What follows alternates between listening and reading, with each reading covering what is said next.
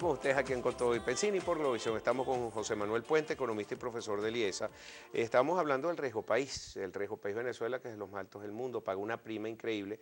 Y de hecho también otra de las informaciones que reveló Bloomberg, porque aquí se sabe así por pedacitos y de aquí no hay ningún tipo de comunicación por parte de nadie. Todo uno se entera por afuera y a través de las páginas que uno tiene que estar encima, cualquier noticia de Venezuela que salga. Pero revelaban de que, bueno, que ya están bien adelantados con Credit Suisse sobre un posible swap o un canje de bonos de los de 2017. Hay dos que se vencen porque para este año dicen que 2016 tiene la capacidad de pago ya que no está nada comprometida, pero el 2017 sí, entonces necesitan hacer ese cambio, ese canje.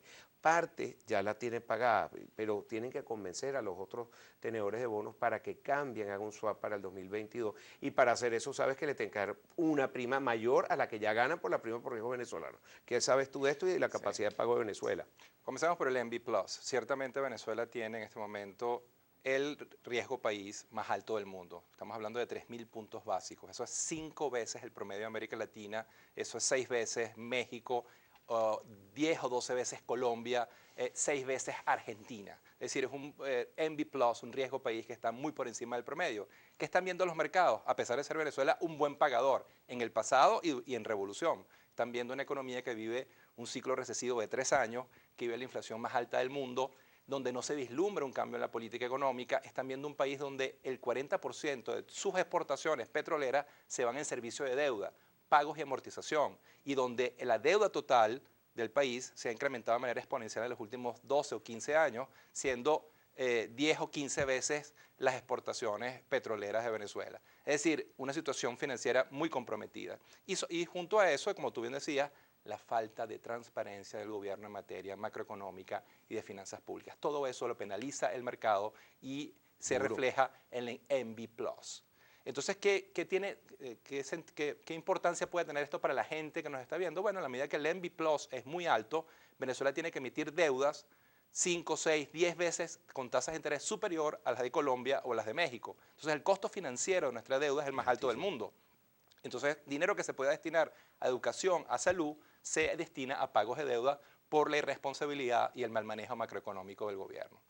Con respecto al tema de deuda, sí, el 2016 yo creo que lo sobrevivimos, ya hicimos gran parte de los pagos que correspondían para el año 16, solamente queda un pago más de PDVSA, que creo que lo vamos a hacer sin problema, pero eso no ha sido sin costos. El costo ha sido reducir las importaciones a niveles abrumadores. Pasamos el año pasado de 35.000 millones de dólares en importaciones.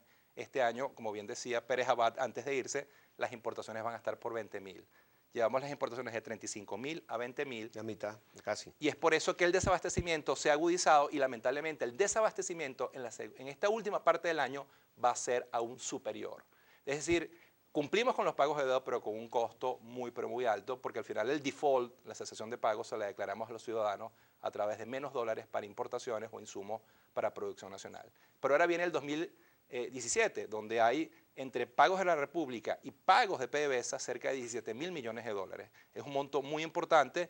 Esperamos que otra vez volvamos a saltar la ola, pero otra vez, si saltamos la ola, va a ser otra vez reduciendo el nivel de importaciones y agudizando el ciclo recesivo y agudizando el ciclo de desabastecimiento que vive Venezuela. Quiero explicarle algo al público, que es que si el riesgo país de Venezuela es de 3.000, quiere decir que le quitan 2 ceros, tiene que pagar 30% más sobre lo que paga el bono de Estados Unidos, vamos a decir, el de 10 años, que si paga 5%, Venezuela tiene que pagarle a los mercados 35%.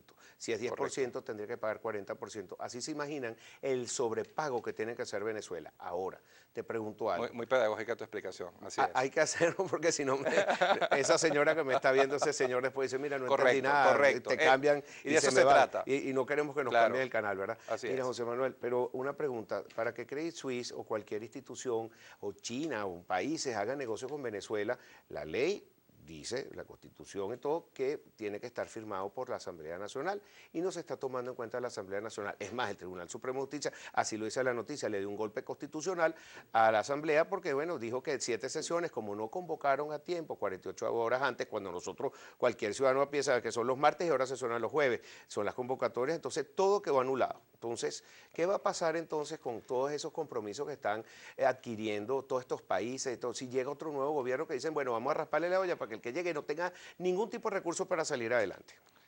estás en el peor de los mundos, Pedro, porque optaste en los últimos 17 años por un set de política económico equivocado que ha llevado a la economía al colapso. Esto ya no es una crisis, es un colapso macroeconómico. Pero además eso se está mezclando con una crisis política donde Ejecutivo y Asamblea Nacional no están llegando a acuerdos mínimos, inclusive lo que es el instrumento de política económica de corto plazo más importante que tiene una nación, que es el presupuesto de la nación, hay altas probabilidades de que el Ejecutivo nunca lo introduzca en la Asamblea Nacional. Constitucionalmente, ese documento tiene que, para convertirse en ley, ser aprobado por la Asamblea Nacional y hay sospechas de que tal vez nunca lo sea. Entonces se mezcla una crisis económica con una crisis política que están haciendo que explote, que implosione el país y se está generando la crisis más aguda de la historia económica venezolana. Venezuela, no ya el 2016, el 2015 vivió la peor crisis económica de su historia y el 2016 será aún peor.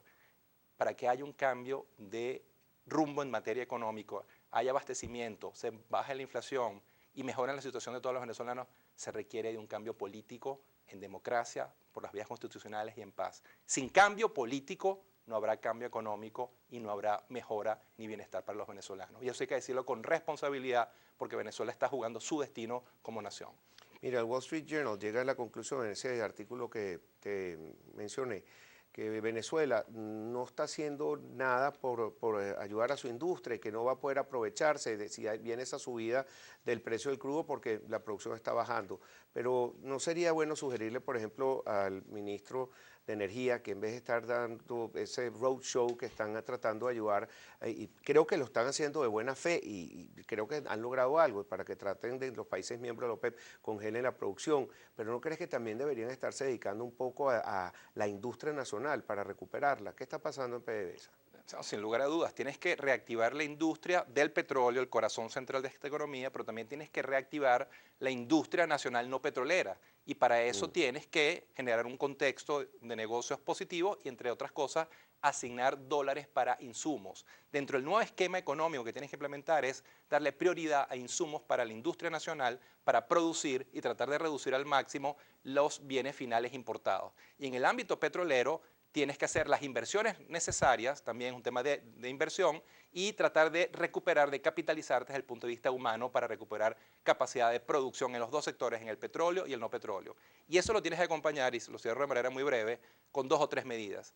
Una revisión completa de los controles de precios. Tienes que llevar todos los precios a un nivel que cubran costos de producción. Mientras los precios no cubran los costos de producción, no van a aparecer en los anaqueles. 2, tienes que desmontar el control de cambio y ir a un solo esquema, a un esquema con un solo tipo de cambio competitivo. Esta economía no puede crecer con un esquema cambiario, con un tipo de cambio que paralelo es 100 veces superior al oficial. Pero los dos oficiales tienen una... Es una locura, es locademia de economía, Pedro. Y así no hay manera de que la economía asigne recursos y recupere crecimiento como abastecimiento. Eso no lo había escuchado, locademia de economía. Pero como todo esto es muy costoso y hay que tener la sensibilidad social y política para mantener la estabilidad política y social del país, tienes que buscar ayuda internacional para fortalecer tus reservas, para poder hacer eso y para poder llevar a cabo programas sociales de primera calidad directos para subsidiar a todos los venezolanos que no puedan acceder a esos nuevos productos que tienen que aumentarse de precio porque si no, no van a aparecer en los anaqueles. Una pregunta más sencilla, José Manuel, ¿por qué si nosotros vemos en los anaqueles aquí productos que uno ve en Miami, en Estados Unidos, y lo puedes ver en Amazon, que cuestan 30 centavos de dólar, aquí cuestan $3, un aceite, un azúcar, una salsa de tomate importada? Porque si allá cuesta, el paquete de esos 3 grandes cuesta, qué sé yo, $1, aquí cuesta como si fueran 15. No, es porque todos los precios están distorsionados.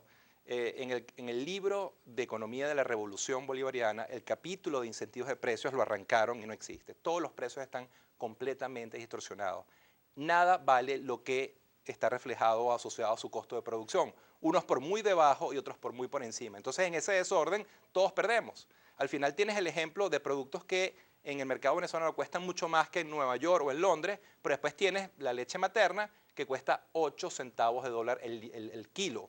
¿Quién cree que se puede producir un kilo de leche materna con 8 centavos de dólar? Es imposible. Tú mientras no ajustes el precio de ese producto no va a aparecer en los anaqueles y los niños venezolanos seguirán teniendo riesgos de sufrir de hambrunas y de enfermedades como consecuencia del déficit de alimentos y de medicinas. Pero ese sobreprecio que insisto, porque el otro día tú lees en Instagram, escribió alguien, ¿son cosas mías o todo cuesta más de 1.000 bolívares en este país? Ahorita cuesta todo más de 3.000 bolívares. Ese sobreprecio es por la falta de oferta, porque si yo puedo cobrar un producto, por ejemplo, esta tableta, si esta tablet yo la puedo vender, si no hay ninguna, sino esta la puedo vender al precio que a mí me da la gana. Claro, tiene que ver con el desorden que ha generado el esquema cambiario y particularmente económico. El bachaqueo te genera un sobreprecio que al final termina siendo mucho peor que el precio final que podría producir el aparato productivo en condiciones idóneas. Si tú asignas los dólares suficientes para insumos, si generas las condiciones idóneas para la producción, ese bien se debería producir a un precio similar al del resto del mundo. Y los venezolanos podrían acceder, como en el pasado, a una variedad de productos a precios equivalentes a costos internacionales. Pero en este desorden se dan muchas distorsiones hacia arriba y hacia abajo, y así nadie gana. Una pregunta y que me voy a robar un minuto, señor director. La distorsión que está ocurriendo entre Venezuela y Colombia, que ahora a los colombianos les da miedo que van a entrar los venezolanos y les van a crear todo un problema igual de oferta y demanda, están aterrorizados. ¿Qué les puedes decir? No, bueno, claro, las historias cambiaron. Hace 30 años o 20 años atrás era impensable que un venezolano quisiera irse a vivir a Colombia o que un colombiano quisiera regresar a Colombia. Y sí, Colombia es uno de esos países que revertió la tendencia, que tenía dos de las ciudades más peligrosas del mundo, Medellín y Bogotá, y hoy en día son de las más seguras del continente, que implementaron política económica, política de seguridad coherente y cambiaron la historia. Entonces ahora se le dio la vuelta a la tortilla y quien está en problemas es Venezuela. Si Venezuela no genera un cambio político en democracia y no genera un cambio de política económica de 180 grados, su futuro será muy, pero muy negativo. Yo espero que tengamos la capacidad de generar ese cambio en los próximos meses y con ello un cambio en la política económica de 180 grados. Sería un caso Harvard o un caso IESA interesante, las distorsiones que están ocurriendo en las fronteras y cómo se estabilizan después los precios por la oferta y la demanda, por las leyes del libre mercado. Gracias. Sin lugar a dudas. Encantado de tenerte aquí, José Manuel. Muchísima Pedro, suerte allá en gustazo. Oxford. Volvemos a tenerte aquí antes de que te vayas a Oxford. ¿Okay? Estás dando ahorita clases en el IESA, ¿no? Con mucho gusto. Este trimestre estoy en Caracas y además feliz de estar aquí. Excelente, eso me gusta. José Manuel Puente regresando a su país, siempre. Ya regresamos con más para ustedes, con Toby Pensini por Globovisión. Muchas gracias. Gracias, Pedro.